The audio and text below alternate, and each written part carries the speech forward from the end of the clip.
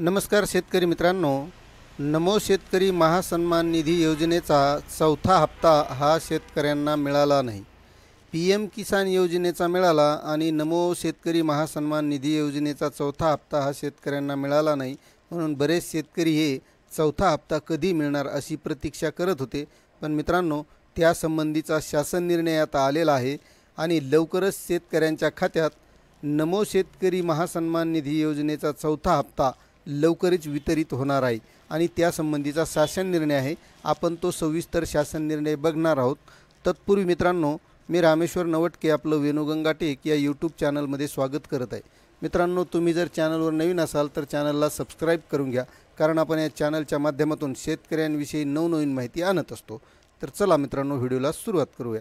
नमो शेतकरी महासन्मान निधी योजनेअंतर्गत चौथा हप्ता लाभार्थ्यांना अदा करण्यासाठी तसेच प्रशासकीय खर्चासाठी निधी वितरित करण्याबाबत हा शासन निर्णय दिनांक 20 ऑगस्ट 2024 रोजी निर्गमित करण्यात आलेला आहे.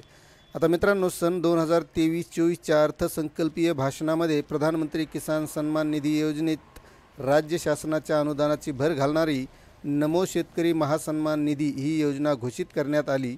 त्यास अनुसरून केंद्र शासनाच्या प्रधानमंत्री किसान सन्मान निधी योजनेअंतर्गत देण्यात येणाऱ्या प्रतिवर्ष प्रति शेतकरी 6,000 या अनुदानामध्ये राज्य शासनाचे आणखी 6,000 इतक्या निधीची भर घालणारी नमो शेतकरी महासन्मान निधी योजना राबविण्यास सुरुवात झाली.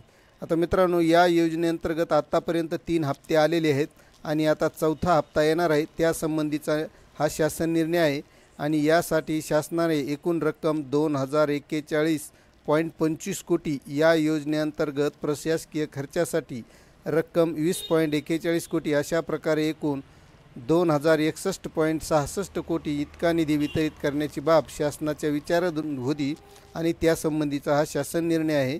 यामध्ये नमो शेतकरी महासन्मान निधी योजनेअंतर्गत चौथा हप्ता माहे एप्रिल ते जुलै लाभार्थ्यांना अदा करण्यासाठी 2,041.25 कोटी इतका निधी वितरित करण्यास व योजनेअंतर्गत प्रशासकीय खर्चासाठी रुपये 2,020.41 कोटी असा एकूण 2,061 कोटी इतका निधी वितरित करण्यास मान्यता देण्यात येत आहे आणि असा हा शासन निर्णय आहे.